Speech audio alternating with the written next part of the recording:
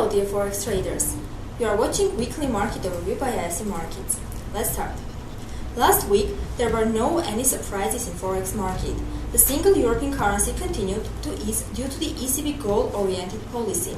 Accordingly, the US dollar continued to strengthen against the euro. At the same time, the US economic data were weaker than the preliminary forecasts. For this reason, the US dollar weakened against nearly all the other major currencies, the British pound, Japanese yen, Canadian and Australian dollars. The basic information of the week on the US economy came out on Thursday. These data disappointed investors. The retail sales index in May increased by only 0.3%. Now, because of that, investment banks can lower the US GDP growth forecast for the second quarter. The number of the new unemployed this week amounted to 370,000 people, which is worse than the expected 310,000.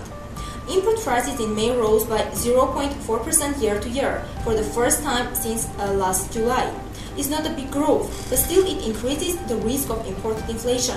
On Friday, the US economic data appeared to be negative. The Michigan Sentiment Index for June amounted to 81.2 points and has also proved weaker than the preliminary forecast, 82.5. However, in the Eurozone also there was nothing especially good. On Friday, it was announced that the Eurozone trade surplus in April was lower than expected and less than in March. Against this background, the statistics of other countries look better.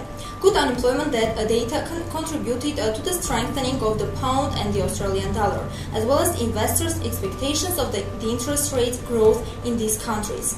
Japan has grown a decent GDP growth in the first quarter, an increase in consumer spending and a number of other indicators. Strong data on the real estate market came out in Canada. This week's main event is the result of the Fed meeting on Wednesday. The interest rates will remain at the current level of 0.25%. Investors expect reduction in the redemption of government bonds or the quantitative easing program by $10 billion a month to $35 billion. We believe that it can contribute to the dollar index growth. On Tuesday, before the Fed meeting, the data on the US real estate market and the consumer price index will be released. It is expected that good figures on the US inflation will offset low sales of homes. On Friday, less important information will appear. The unemployment rate for this week, the Philadelphia Fed Index, and the leading indicator. In our opinion, the preliminary forecasts of these indicators are neutral.